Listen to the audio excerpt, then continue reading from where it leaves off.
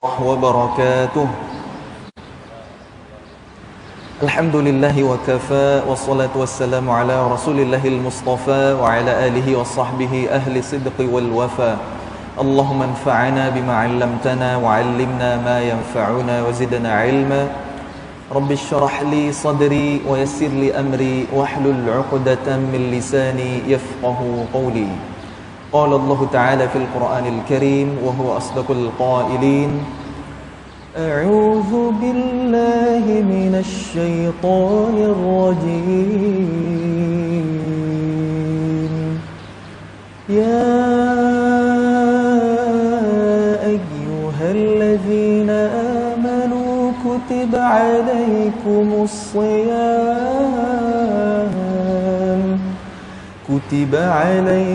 الصيام كما كتب على الذين من قبلكم لعلكم تتقون. صدق الله العظيم. Mari kita sama-sama banyak-banyak bersyukur kepada Allah Subhanahu wa taala dengan mengucapkan tahmid alhamdulillahilladzi bi ni'matihi tatimmus shalihat. Segala puji hanya milik Allah.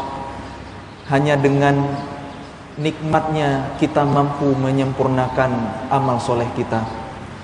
Siang hari ini telah sama-sama kita menunaikan salat fardu zuhur secara berjamaah, dan kita sedang dalam keadaan berpuasa di bulan Ramadan yang mulia penuh dengan keberkahan.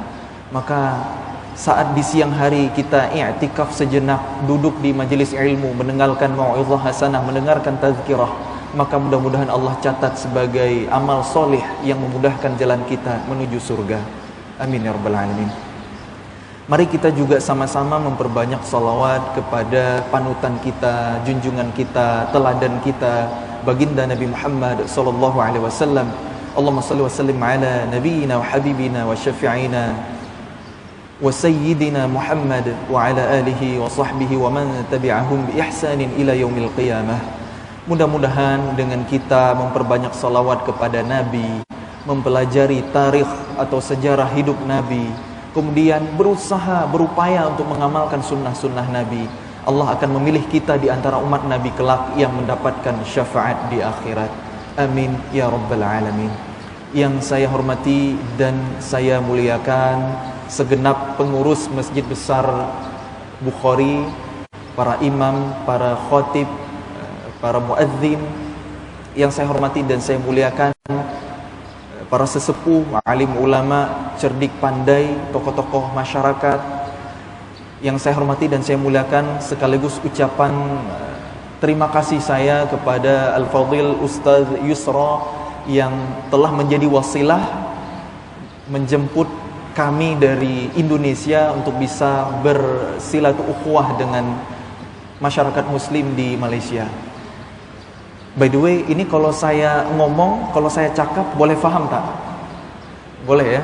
Alhamdulillah. Memang dari segi bahasa kita punya sedikit perbedaan ya, tapi karena masih satu rumpun, masih sama-sama Melayu, insya Allah bisa saling paham. Ya kalau nggak paham juga kita bahasa isyarat aja lah. Masya Allah, tabarakallah, ini disediakan minuman di depan ya. Apa saya berhusnuzan mungkin pihak masjid menyangka saya musafir, barangkali saya mau minum ya. Tapi saya sedang puasa gitu. Jadi ini kita simpan saja. Baik ayah bunda yang berbahagia, tuan-tuan, puan-puan, para asatidzah dan rekan-rekan, teman-teman semuanya yang disayang oleh Allah Subhanahu wa taala. Saat kini kita berada di bulan Ramadan, bulan yang merupakan kebahagiaannya orang-orang yang beriman. Hanya orang yang beriman yang bahagia dengan Ramadan ini. Kalau kita sampai di bulan Ramadan terus kita mengeluh, waduh harus puasa, waduh pasti lelah, pasti lapar, pasti haus segala macam, capek, penat dan segala macam, kita nggak senang, berarti ada masalah dengan keimanan kita. Itulah kenapa di Quran surah Al-Baqarah di ayat 183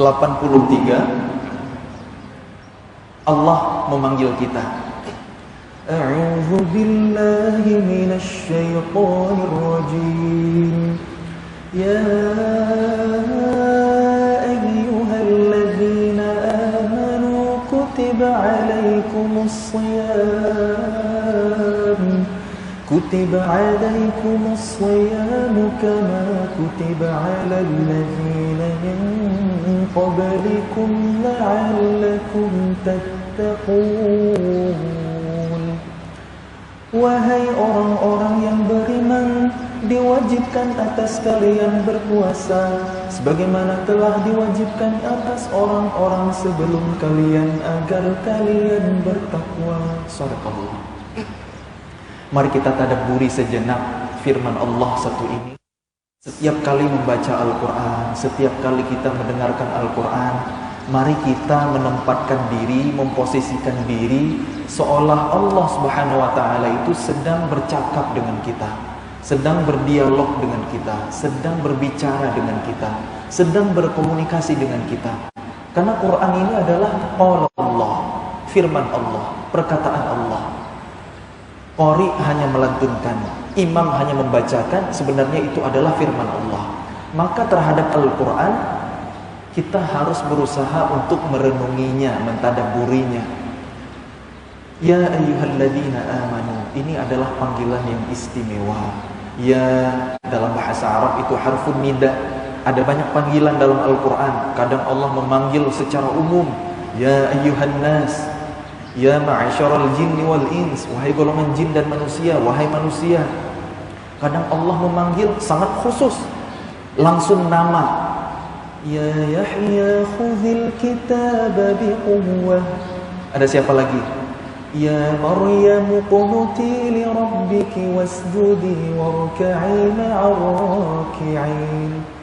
Ya Zakaria, dan lain sebagainya. Itu sangat khusus, spesifik. Atau kadang Allah memanggil dengan sebutan yang hina.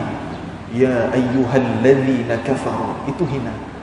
Ya ayyuhalladzina amanu, ini adalah panggilan kasih sayang Allah. Mudah-mudahan kita yang dipanggil sama Allah. Nah, ketika Allah sudah sayang kepada hambanya yang beriman, pasti Allah akan mencurahkan rahmatnya. Allah lanjutkan, kutiba alaikumus shiyam, diwajibkan atas kalian berpuasa, difardukan atas kalian berpuasa. Berarti ibadah puasa ini adalah wujud cintanya Allah kepada kita. Walaupun sekilas puasa itu mungkin memberatkan, kita harus menahan hawa nafsu dari sejak terbit fajar sampai terbenam matahari, yang tadinya halal sementara waktu menjadi haram. Kita jadi penat, haus, lapar, dahaga dan lain sebagainya. Sekilas puasa itu membebani kita. Sekilas puasa itu memberatkan kita. Tapi Allah tidak ingin kita menjalani ibadah puasa Ramadan ini dengan perasaan hati yang berat. Makanya Allah sampaikan dengan bahasa yang ringan. Kutiba alaikumus shiyam itu aslinya bermakna telah dituliskan atas kalian berpuasa. Karena kataba itu fi'il madhi, dia laki-laki telah menulis, kutiba telah ditulis. Walaupun makna di sini adalah fardu wajib, al-amru yadullu 'alal wujub. Perintah itu menunjukkan kewajiban, kecuali ada dalil lain yang menjelaskan hal berbeda. Maka Allah memilih diksi atau kata kutiba supaya ibadah puasa itu kita jalani dengan kerelaan, dengan keridhaan, dengan kemudahan, dengan kebahagiaan, bukan dengan beban. Karena Allah panggil adalah hati kita. Wahai orang-orang yang beriman, iman itu adanya di sini, di hati kita. Kama kutiba 'alal ladzina min qablikum, sebagaimana telah dibebankan, telah disyariatkan, telah dituliskan, telah diwajibkan atas orang-orang sebelum kalian. Jadi kalau beban itu ramai-ramai terasa ringan ya. Kalau kita semuanya menderita, semuanya sama-sama sengsara, ya biasa aja gitu ya. Makanya Allah bilang, jangankan kalian, dulu ada umat sebelum kalian, aku perintahkan puasa juga, seolah Allah berkata demikian.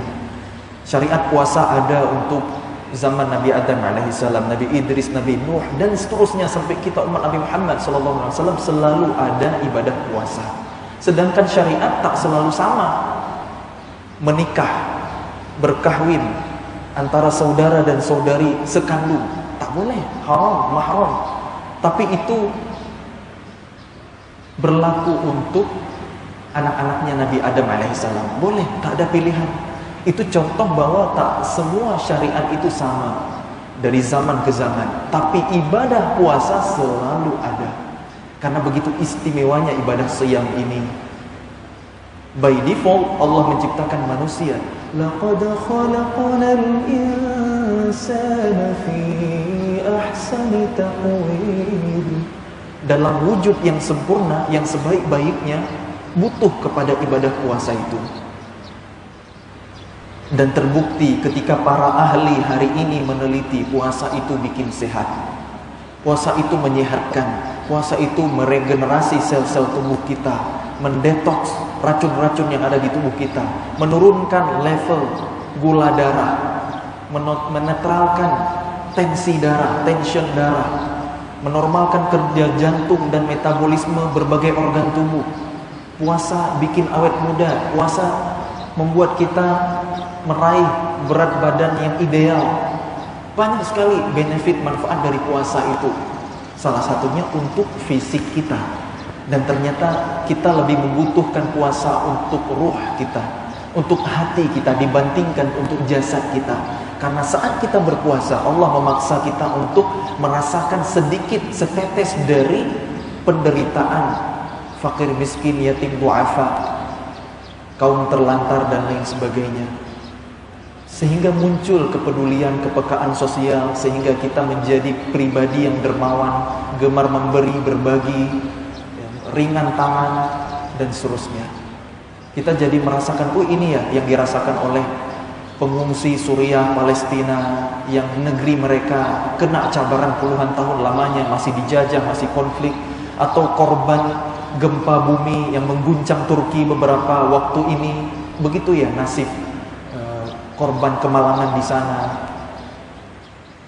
Allah memaksa kita merasakan sedikit, setetes dari penderitaan mereka. Karena kalau di siang Ramadan kita lapar, kita haus, nanti saat azan maghrib berkumandang, Allahu Akbar, Allahu Akbar, kita tinggal minum, kita tinggal makan makanan favorit kita.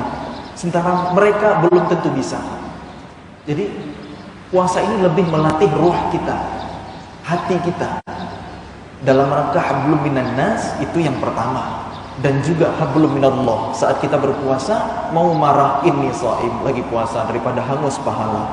Mau ngomongin orang, kejelekan orang, mau bergosip, bergunjing, mau ghibah, tak jadi, karena ingat lagi puasa.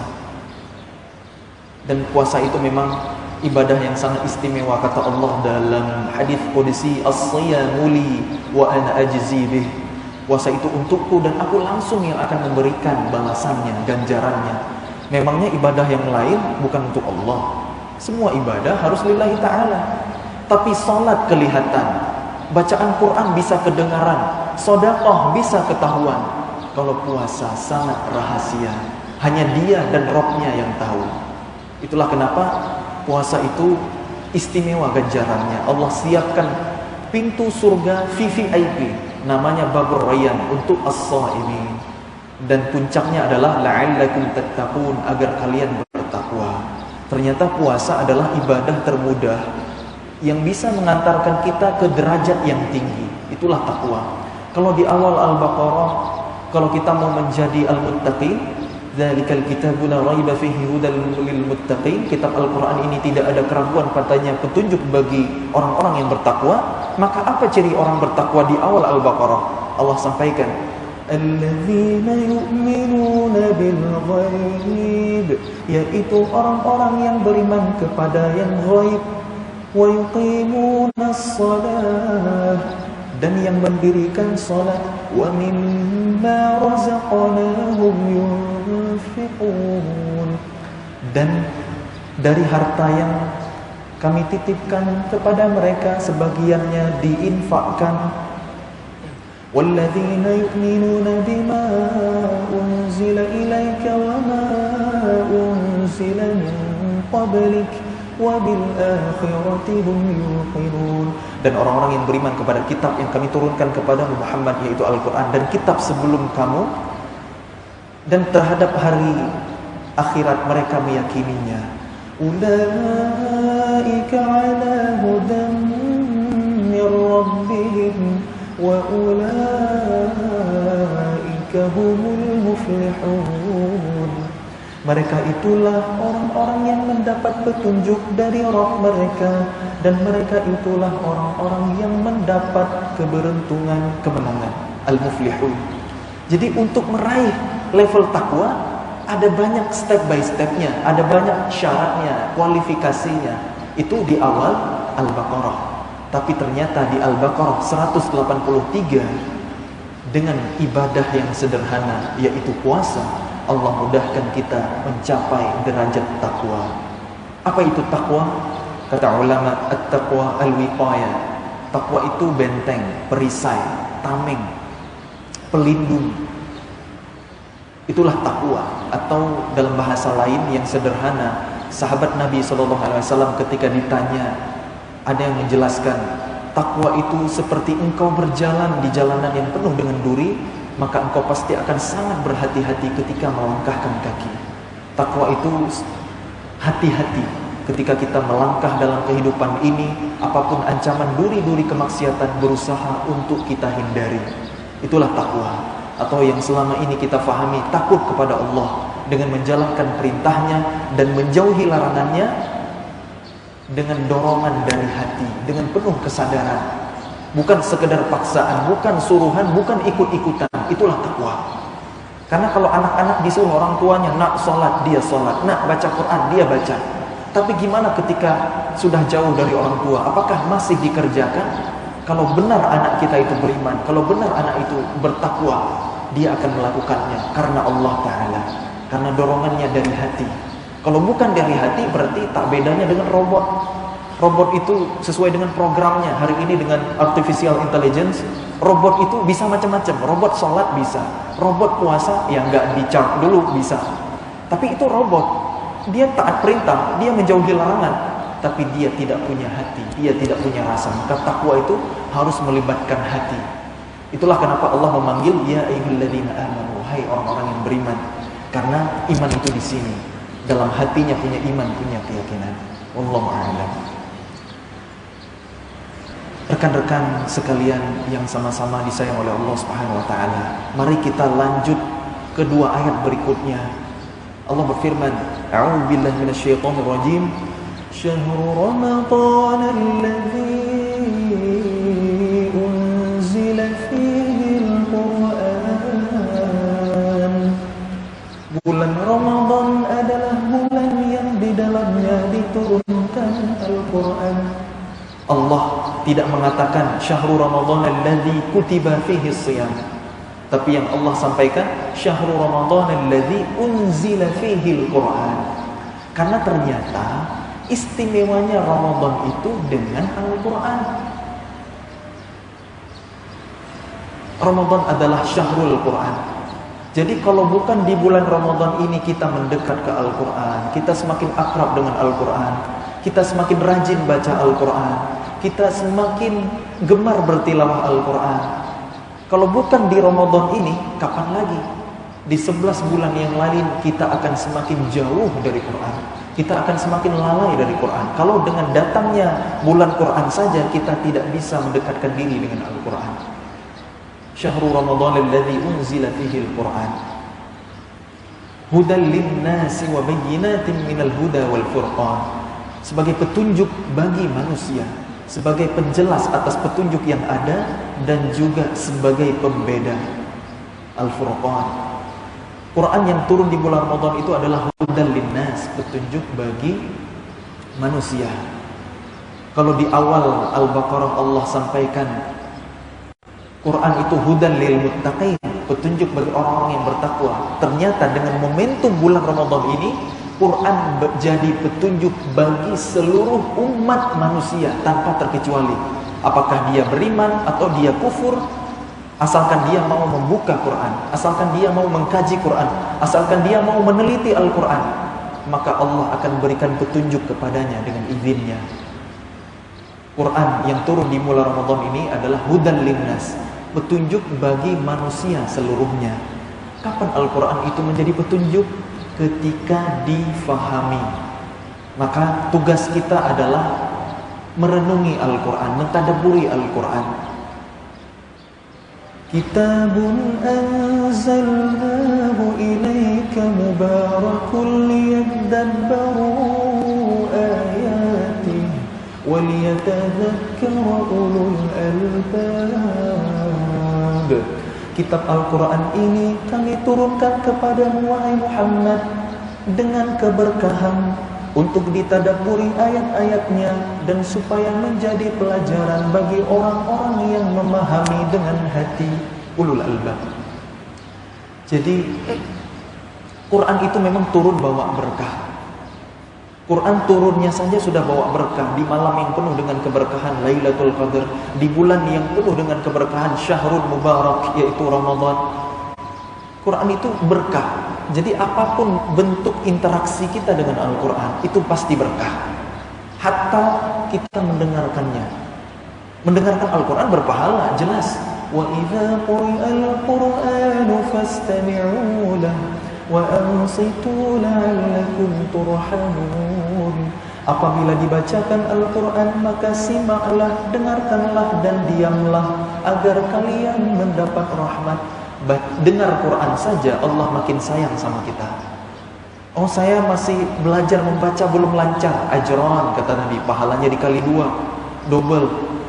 Kalau sudah mahir, fasih, alladzi yaqra'una al-Qur'an fa huwa mahir ma'as safaratil kiramil bararah, akan dibersamai malaikat-malaikat yang mulia. Itu baru membacanya saja. Satu huruf alfu hasanah, itu di luar Ramadan, 10 kebaikan setiap hurufnya.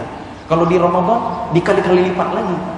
Tapi jangan pula mentang-mentang Ramadan kan pahala bacaan Quran berkali-kali lipat, ya sudah saya ngaji Nun Sadaqallahul Azim, jangan juga gitu kan, itu udah huruf Al-Quran. Yasin, selesai ngajinya, kan itu udah banyak pahalanya. Enggak gitu juga, justru ketika lagi great sale ya kita borong, kan harusnya begitu ya, mindset orang beriman itu begitu. Nah, Quran di level kita baca saja itu benefitnya sudah luar biasa. Pahala Allah, rahmat Allah, barakah turun. Di level itu saja keberkahannya luar biasa, kebaikannya banyak sekali. Apalagi kalau kita mentadabburi ayat-ayatnya, merenungi pesan-pesannya, memahami maknanya. Karena memang itulah yang Allah inginkan. Liyadabbaru ayatih, untuk ditadabburi ayat-ayatnya. Tadabbur itu berasal dari kata dabara. Dabara itu artinya belakang. Jadi kalau tadabbur itu kita mengekori Quran, buntutin Quran. Kemanapun Quran ikut, kita pegang sama belakang Quran, kita ikut. Itulah tadabbur, kita fahami supaya kita amalkan dalam hidup ini. Tadabbur, ini penting sekali. Tafsir itu tugasnya para ulama. Tapi kalau tadabbur adalah tugas semua kita. Sesuai dengan ilmu, kadar ilmu kita masing-masing. Penting untuk mentadabburi Al-Quran. Karena dulu pernah ada suatu kaum yang kita kenal dengan kaum Khawarij, yang mereka memberontak kepada pemerintahan yang sah, kepada Rasulullah dan para khulafaur rasyidin. Apa kata Nabi tentang mereka? Mereka juga baca Quran, mereka juga sholat, bahkan ibadah mereka membuat kita minder, membuat kita tidak percaya diri. Yaqra'unal Qur'an wa la yujawizu hanajirahum. Mereka membaca Al-Quran, tapi bacaan Al-Quran mereka tidak melewati kerongkongan. Maksudnya apa? Hanya di lisan saja, mungkin hanya di telinga saja, belum turun ke sini, belum difahami, apalagi menumbuhkan iman di hati. Itu maksudnya bacaan Quran tidak melewati kerongkongan. Na'udzubillah min dzalik. Jangan sampai kita seperti itu. Adalah kebaikan kita membaca Al-Quran, memang mendengarkan Al-Quran, para qori kita, Masya Allah, dengan anugerah suara yang luar biasa, kita menjadi ta'ajub. Tabbat yada abi lahabin wa tab. Allah, kita kan biasanya begitu ya. Sebenarnya yang kita kagumi itu suara qori'nya atau firman Allahnya. Tidak ada yang salah dengan itu ya. Cuma harusnya tajawuf kita kalau mendengar binasalah, celakalah kedua tangan Abu Lahab, dan dia pasti binasa, dia pasti celaka. Reaksi kita kalau kita paham ayatnya apa?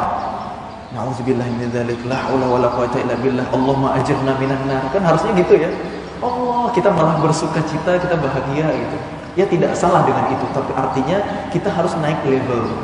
Ketika mendengarkan Al-Quran kita berusaha merenungi dan memahami. Minimal kita baca terjemah. Mushaf Al-Quran ini dicetak, dilengkapi dengan terjemahnya. Ini untuk dibaca, bukan sekedar pelengkap saja, bukan hiasan. Di banyak forum saya bertanya, adakah yang pernah mengkhatamkan Al-Quran dengan terjemahnya? Sedikit sekali yang menjawab sudah. Ternyata kaum muslimin hari ini sering mengkhatamkan Al-Quran, apalagi di bulan Ramadan ini. Bisa sekali, 2 kali, 3 kali. Masya Allah, tabarakallah, itu pahalanya luar biasa, kebaikannya luar biasa. Tapi terjemahnya belum dibaca. Padahal memahami Quran dengan terjemah saja belum sempurna, belum dalam, belum syuwur, belum komprehensif.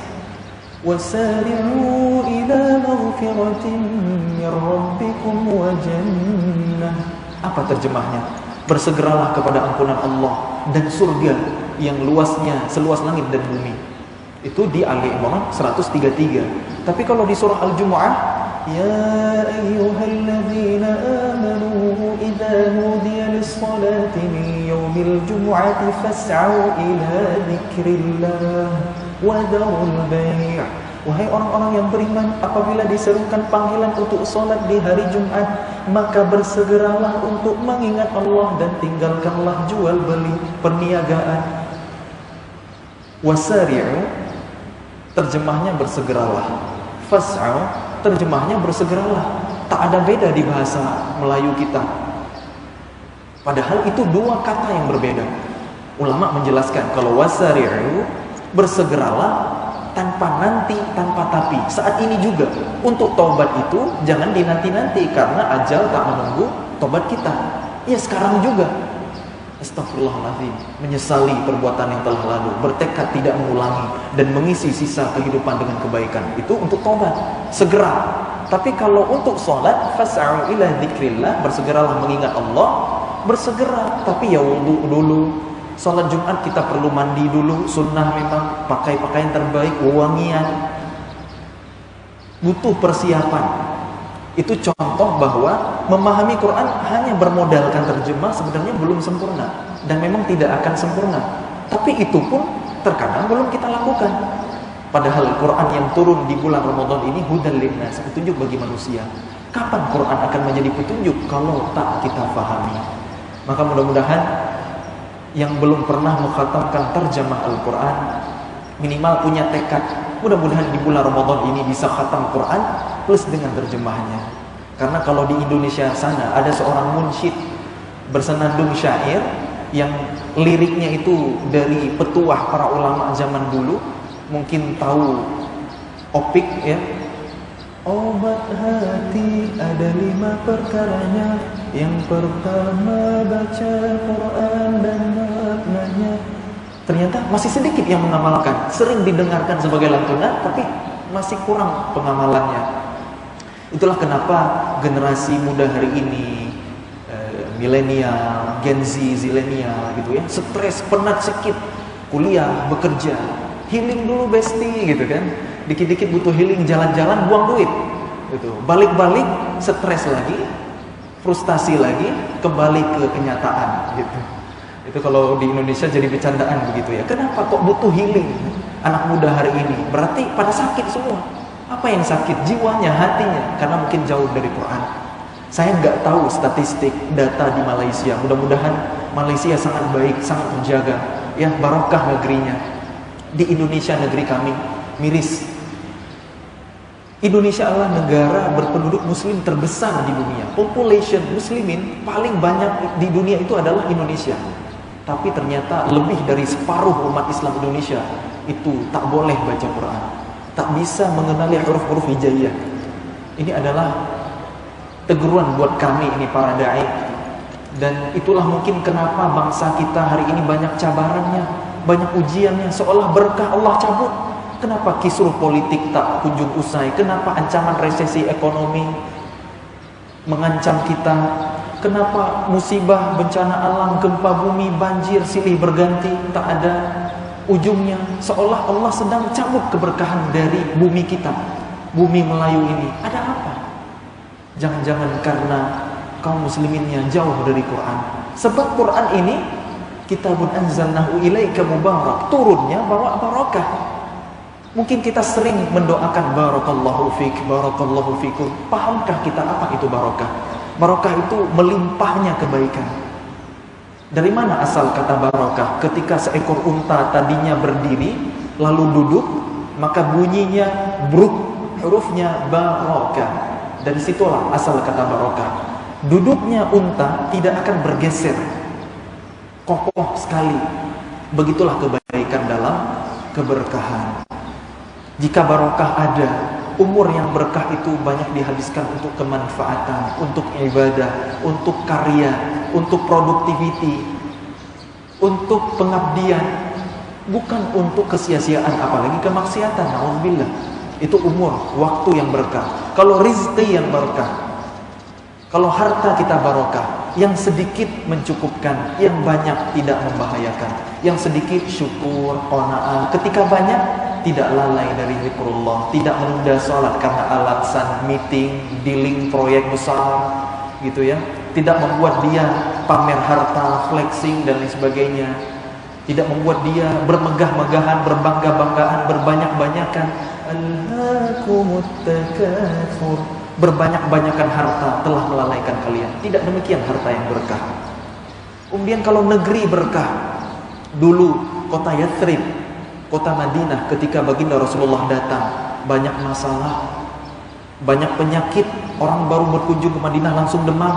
Ada dua suku, Aus dan Khazraj, berperang, bunuh-bunuhan, padahal satu endatu. Banyak masalah. Nabi angkat tangan, Allahumma barik li madinatina. Ya Allah, berkahilah kota Madinah kami ini. Dua suku yang berperang jadi damai, penyakitnya hilang. Dan kalau kita ziarah ke Masjid Nabawi hari ini, kita merasakan kedamaian, ketentraman, ketenangan, khusyuk untuk kita ibadah sholat di sana. Kalau sudah kembali ke tanah air, kita pengen balik lagi. Itulah keberkahan Madinah yang didoakan oleh Nabi, bahkan 3 kali lipat dari kota Makkah Al-Mukarramah. Berkah, banyaknya kebaikan-kebaikan. Dulu negara Islam pernah dipimpin oleh seorang raja namanya Umar bin Abdul Aziz. Hanya memimpin 29 bulan, tapi keberkahannya luar biasa. Tidak ada masyarakat miskin, mustahik zakat sulit dicari. Ketika ada rakyat yang terlilit hutang, itu dilunasi oleh negara pakai baitul mal. Bukan menanggung hutang negara kayak hari ini di negeri-negeri kita. Bayi lahir langsung menanggung hutang negara. Kalau dulu rakyat, masyarakat berhutang, dilunasin sama negara. Saking berkahnya, tidak ada lahan menganggur. Semuanya produktif, semuanya dimanfaatkan untuk pertanian, bersawah ladang, cocok tanam. Domba gembalaan masyarakat tak pernah diterkam oleh serigala. Saking berkahnya. Apa rahasianya? Pemimpinnya ahlul Quran, masyarakatnya juga sama. Pemimpinnya adalah ulama, alim yang menjadi umar. Itulah kenapa berkahnya luar biasa. Tiap rumah ada ahlul Quran. Bukan sekedar pandai baca Quran, bukan sekedar hafaz Al-Quran, tapi boleh faham dan mengajarkan, mengamalkan apalagi tentunya. Ketika raja bilang, tolong ajarkan perempuan kalian surah An-Nur, itu bisa dilaksanakan oleh masyarakat. Seorang suami bisa mengajarkan istrinya, seorang anak bisa mengajarkan ibunya, seorang saudara bisa mengajarkan saudarinya, dan seorang ayah bisa mengajarkan putrinya. Surah An-Nur atas perintah raja. Bagaimana tidak berkah? Walau anna ahlal qura amanu wattaqaw lafatahna 'alaihim barakatin minas samaa'i wal ardh. Sekiranya penduduk suatu negeri beriman dan bertakwa kepada Allah, kami curahkan berkah dari langit dan bumi. Itulah yang terjadi ketika pemimpinnya ahlul Quran, masyarakatnya ahlul Quran. Keberkahannya luar biasa.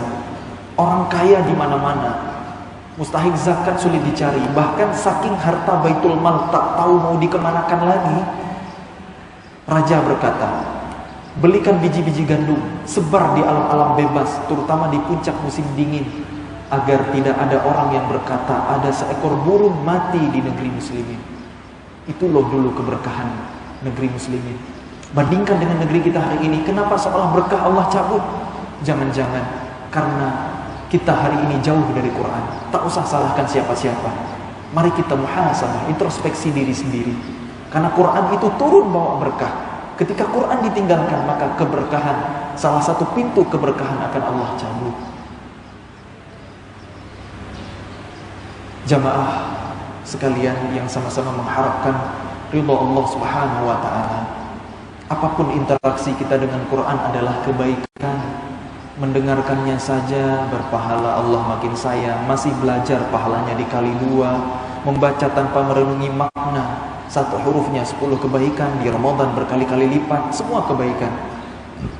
Sekalipun kita belum faham Quran, ternyata Quran itu, kata Allah, وَنُنَزِّلُ مِنَ الْقُرْآنِ مَا هُوَ شِفَاءٌ وَرَحْمَةٌ لِلْمُؤْمِنِينَ.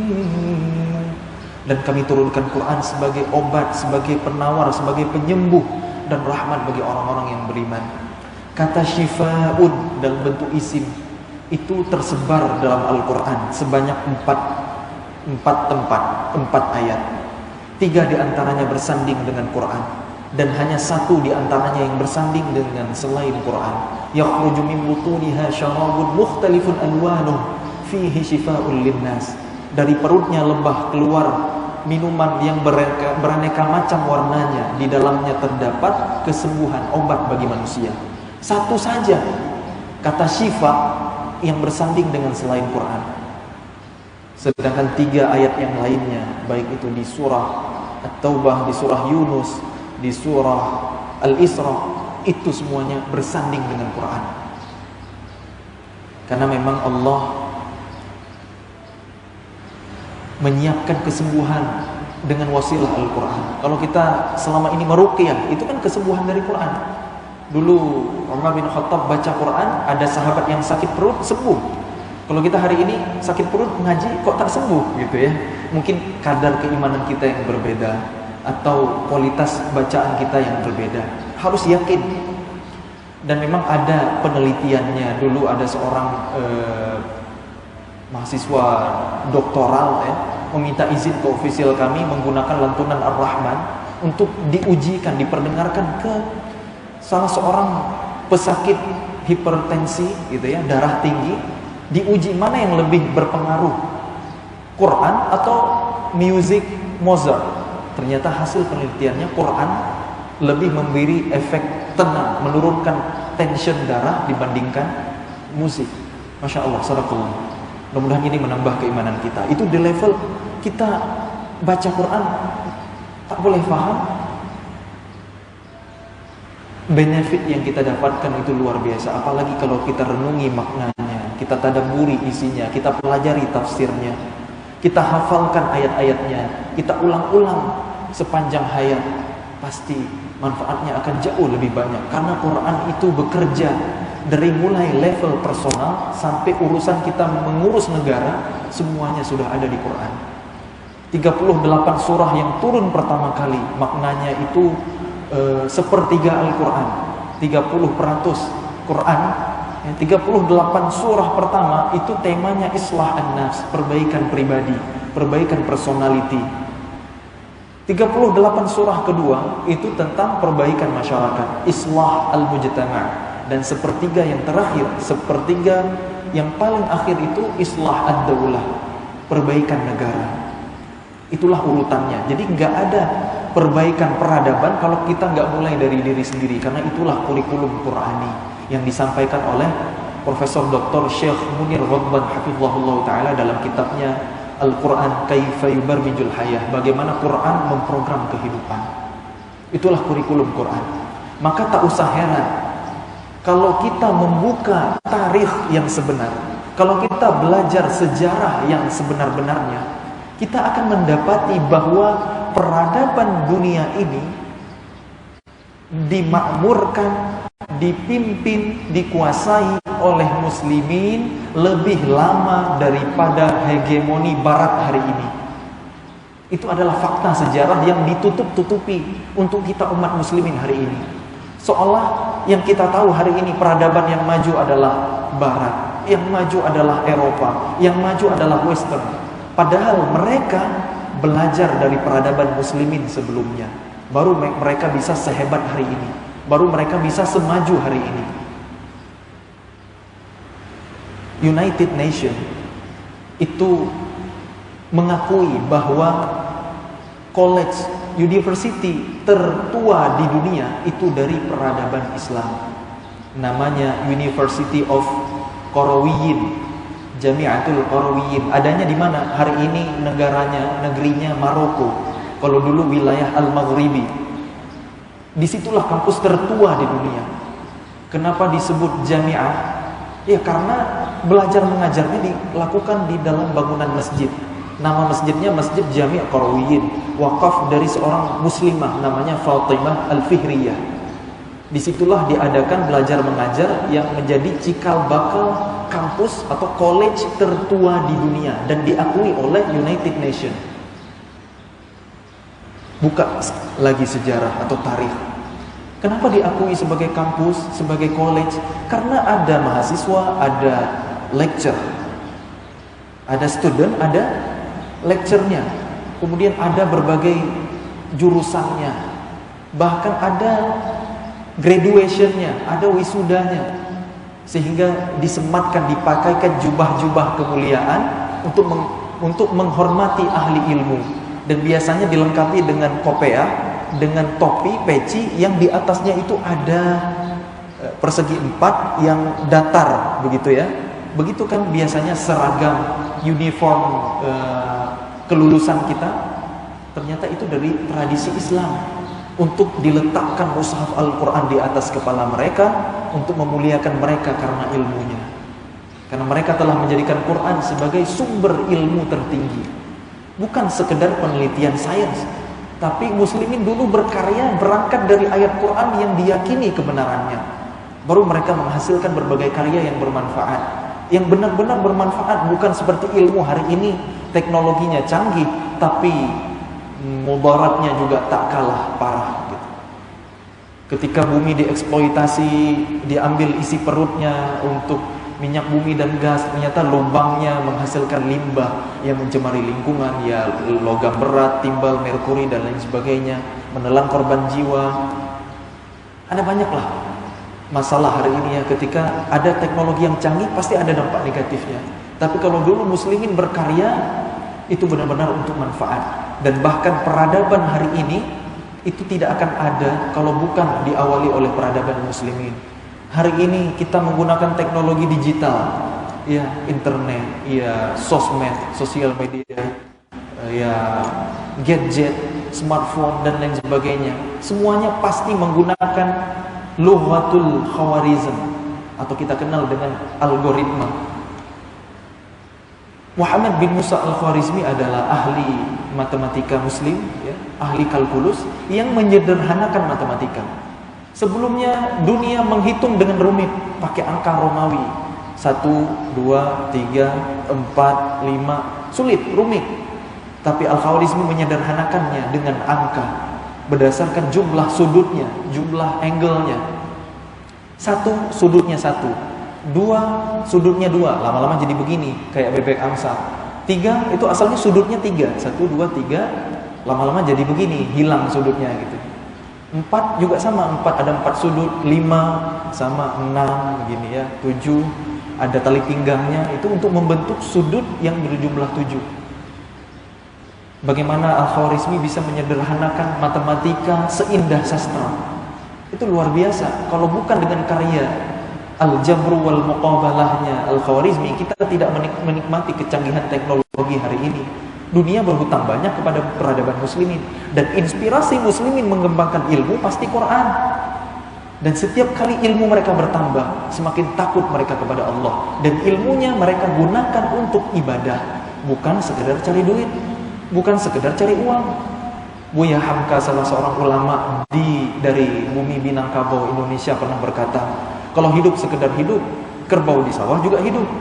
Kalau hidup sekedar hidup, kera di hutan juga hidup. Artinya hidup kan bukan sekedar cari uang gitu ya, untuk makan, tapi ada tugas untuk membela agama, ada tugas ibadah yang utama itu. Tujuan ilmu yang utama adalah ibadah. Itulah kenapa matematika dikembangkan. Karena kita menghitung nisab haul zakat pasti pakai matematika, ilmu faraid tentang warisan pasti pakai matematika, mengelola harta baitul mal, bisnis, semuanya butuh matematika. Karena itu berkaitan dengan ibadah muslimin dikembangkan. Ilmu kedokteran, ilmu medis, bukan supaya kaya jadi dokter. Hari ini profesi trader, profesi influencer, profesi YouTuber bisa lebih kaya dari dokter gitu. Karena menjadi dokter itu adalah untuk ibadah. Orang sakit terganggu ibadahnya perlu ditolong. Itulah kenapa dulu muncul ilmuwan muslim yang pakar di kedokteran seperti Ibnu Sina, terlepas dari perdebatan ulama tentang akidahnya. Muncul Abul Qasim Az-Zahrawi yang menemukan 200 jenis peralatan bedah. Muncul Ibnu Nafis yang meneliti tentang peredaran darah minor manusia. Semuanya adalah untuk ibadah. Termasuk juga astronomi atau ilmu falak. Bukan sekedar wawasan. Apa bentuk alam semesta, bagaimana pergerakan benda langit. Ilmu dalam Islam bukan teoritis, tapi praktis, praktikal, bukan teori. Dulu Rasulullah ketika mengajarkan sholat para sahabat, Rasul tidak bilang sholat itu rukunnya 13 perkara, tak begitu. Tapi apa Rasul cakap? Sallu kama ra'aitumuni usalli. Salatlah kalian sebagaimana melihat aku salat. Praktis, bukan teori. Quran juga sama. Fa idza qara'nahu fattabi' Qur'an. Apabila dibacakan Quran, ikuti bacaan itu. Praktis. Ilmu tajwid muncul 2 abad, 200 tahun setelah itu. Ilmu dalam Islam praktis, bukan teoritis. Maka ilmu astronomi dulu dikembangkan oleh muslimin adalah untuk ibadah. Kita menghitung tarikh, menghitung kalender pakai astronomi, mengamati hilal, masuknya Ramadan, datangnya Idul Fitri pakai astronomi. Rasi bintang boleh menunjukkan kemana arah kiblat ketika kita tersesat di alam lepas. Jadi semua ilmu itu untuk ibadah aslinya, bukan sekedar profession atau pekerjaan, mencari uang. Itu memang salah satu fitrah kehidupan kita. Tapi tujuan utama dari ilmu bukanlah untuk dunia semata. Wala taj'alid dunya akbar hammina wala mablagha ilmina. Itu doa Nabi SAW. Ya Allah, jangan jadikan dunia ini puncak kegalauan kami, puncak kerisauan kami, bukan pula puncak dari ilmu kami. Jadi kalau ilmu kita tujuan akhirnya adalah dunia, malah berbahaya. Sahabat-sahabat semuanya yang disayang oleh Allah Subhanahu wa taala, mudah-mudahan dengan datangnya Ramadan ini kita bisa semakin akrab dengan Quran. Kalau kita sudah dekat dengan Quran, kita sudah benar-benar khatam Al-Quran, hafal Al-Quran, paham Quran, mengerti Quran, Allah akan membukakan petunjuknya untuk kita. Wa yu'allimukum ma lam takunu ta'lamun. Allah akan mengajarkan kalian ilmu yang belum pernah kalian ketahui sebelumnya. Seperti yang sudah Allah berikan kepada generasi-generasi muslimin di zaman keemasan peradaban dulu. Ketika masa kejayaan Islam dulu, ilmu dikuasai oleh muslimin. Namun hari ini ilmu dikuasai oleh orang-orang kafir, dikuasai oleh orang-orang Zionis. Banyak ilmu yang mereka sembunyikan hari ini. Tapi dulu muslimin ajarkan semua. Dulu Islam pernah berjaya di Eropa. Gabungan antara negara Spain, Spanyol dan Portugal, itu dulu namanya Andalusia. Di sana banyak sekali ilmuwan, ada penemu pesawat terbang Abbas bin Firnas. Tapi hari ini kita diajarkan Wright bersaudaralah penemu pesawat terbang. Padahal 900 tahun sebelumnya Abbas bin Firnas lebih duluan terbang. Inspirasinya dari mana? Dari Quran. Awalam yarau ila at-tayri fawqahum saffatin wa yaqbidun ma yumsikuhunna illa ar-rahman. Tidakkah mereka memperhatikan bagaimana burung mengepak dan mengatupkan sayapnya di udara? Siapa yang menahannya selain Allah yang Maha Rahman?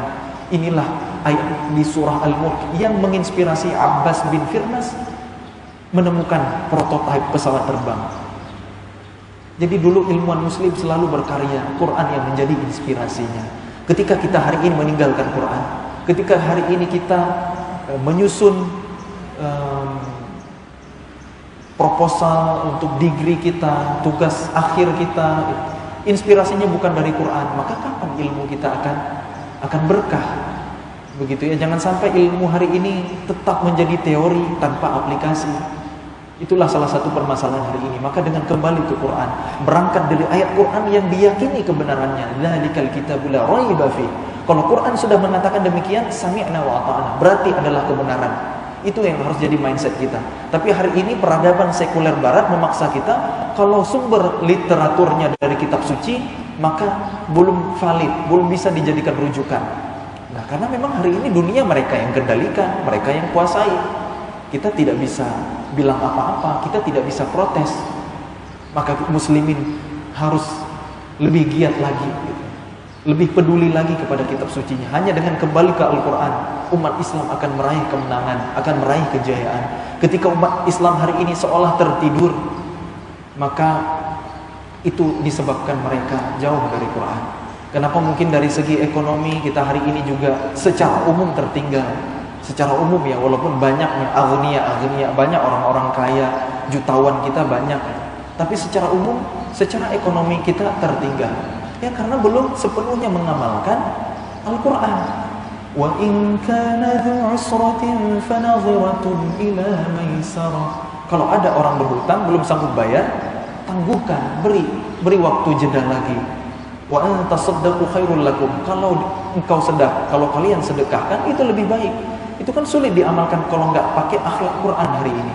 Musuh riba itu dua.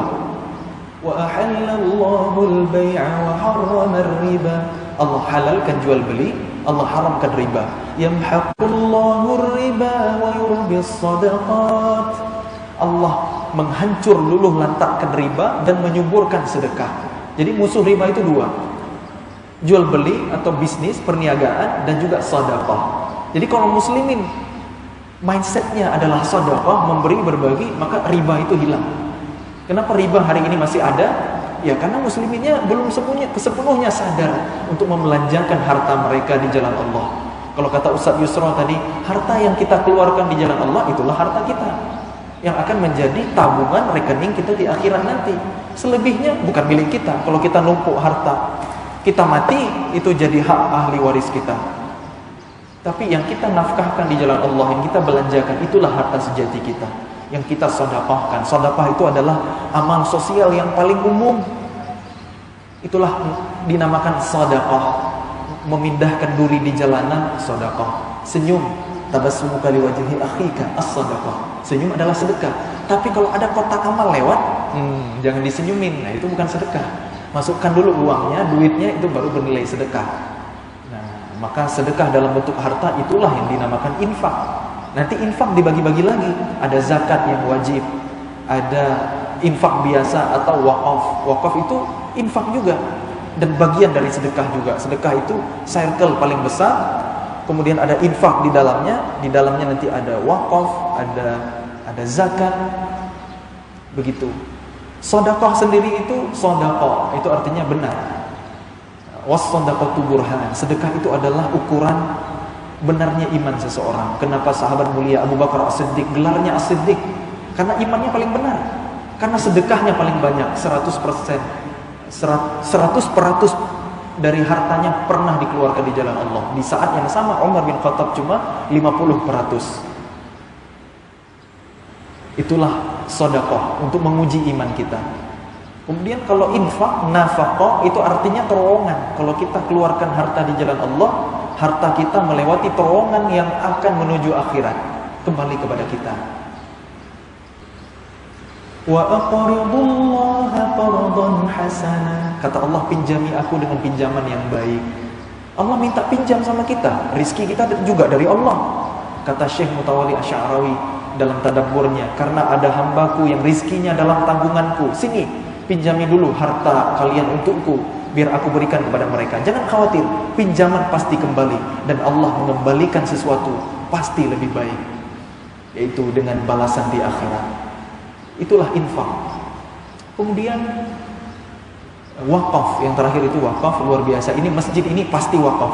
Kalau ada orang bangun masjid, Masya Allah, ini pahala jariah untuk pembangunnya, dan pasti bernilai wakaf. Karena wakaf itu menghentikan harta di jalan Allah. Kita membaca Al-Quran, berhenti, namanya wakaf. Kalau wakaf itu hartanya yang dihentikan di jalan Allah, tidak boleh dihibah, tidak boleh ditarik kembali, tidak boleh diperjualbeli, tidak boleh diwariskan, tidak boleh dialihkan, karena sudah berhenti menjadi milik Allah Subhanahu wa taala untuk diambil manfaatnya saja. Makanya ada keberkahan dalam wakaf. Peradaban muslimin itu dibangun dengan spirit wakaf. Masjid Nabawi adalah wakafnya Rasulullah SAW. Para sahabat dulu tidaklah mereka punya kemampuan, melainkan pasti pernah berwakaf. Bahkan yang diwakafkan adalah harta yang paling dicintai, seperti Abu Talha mewakafkan kebun Bayruha yang paling produktif, yang paling subur. Gantinya apa? Surga Allah. Ummu Sulaim istrinya pun sangat ridha. Gitu, mereka satu frekuensi.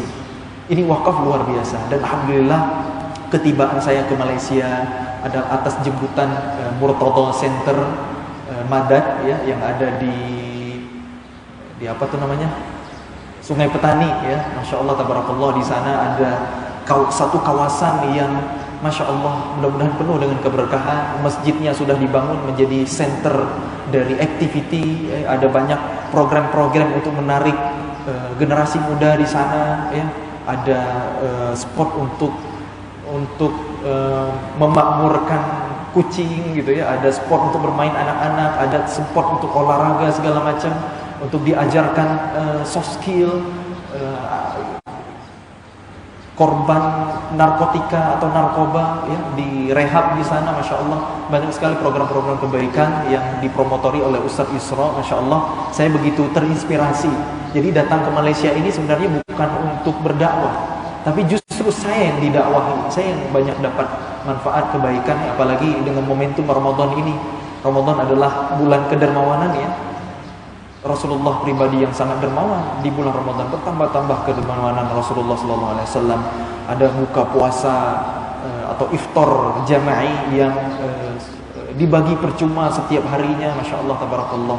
Ada banyak kebaikan ya. Mari kita juga ikut dalam berbagai kebaikan yang kita mampu di bulan Ramadan ini. Ada banyak keistimewaan atau program di bulan Ramadan. Ada puasanya, ada sedekahnya, ada Qur'annya, ada qiyamul lailnya, ada i'tikafnya di 10 akhir untuk mencari Lailatul Qadar. Silakan kita manfaatkan semuanya. Jangan sampai kita malah celaka karena tak dapat ampunan Allah selama Ramadan ini. Ya, Nabi SAW mengatakan, "Qad ja'akum Ramadan," telah datang kepada kalian Ramadan, syahrul mubarak, bulan yang penuh dengan keberkahan, banyaknya kebaikan-kebaikan. Iftaradallahu 'alaikum siyamahu, diwajibkan atas kalian berpuasa padanya. Tuftahu fihi abwabul jannah, dibukakan pintu-pintu surga. Maknanya kebaikan mudah kita lakukan sehingga memudahkan jalan kita ke surga. Wa tuftahu fi wa tughlaqu fihi abwabul jahim, ditutup pintu-pintu neraka. Maknanya kita terhambat untuk bermaksiat yang menjerumuskan kita ke neraka. Wa tughallu fihi maradatus syayatin, diikat setan-setan yang durhaka. Kalau di bulan Ramadan masih juga maksiat, padahal setan yang menggoda sudah nggak ada, berarti dialah setannya. Saatnya Ramadan ini kita muhasabah, introspeksi diri, kita ini baik atau tidak. Kalau datangnya Ramadan kita nggak juga semakin taat, semakin soleh, jangan-jangan itulah aslinya kita. Fihi lailatun khairum min alfi syahr, di dalamnya terdapat satu malam yang lebih baik dari 1000 bulan. 10 akhir Ramadan, i'tikaf di masjid. Jangan sibuk Lailatul Bakar, bikin kue atau harusnya i'tikaf di masjid malah i'tikaf di mall gitu ya.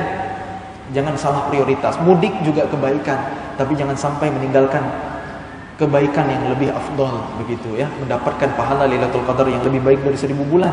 Umur kita belum tentu sampai 83 tahun, tapi kalau ketemu satu Lailatul Qadar, Masya Allah pahalanya luar biasa. Itulah kenapa umat Nabi Muhammad timbangan mizannya bisa mengalahkan umat-umat terdahulu yang umurnya panjang-panjang, ibadahnya lama, karena kita banyak jackpot pahala. Tapi Nabi memberi peringatan di akhir, man hurima khairaha faqad hurim. Siapa yang terhalang dari kebaikan Ramadan, maka sungguh dia telah terhalang dari kebaikan yang banyak di bulan-bulan yang lain. Ramadan bulan kebaikan, bulan ampunan. Kemuliaan Ramadan dibandingkan 11 bulan lainnya, kata Al-Imam Ibnul Jauzi rahimahullahu ta'ala, seperti anak-anak Nabi Ya'qub alaihi salam, sebagaimana Yusuf alaihi salam adalah anak yang paling istimewa, anak yang paling disayang.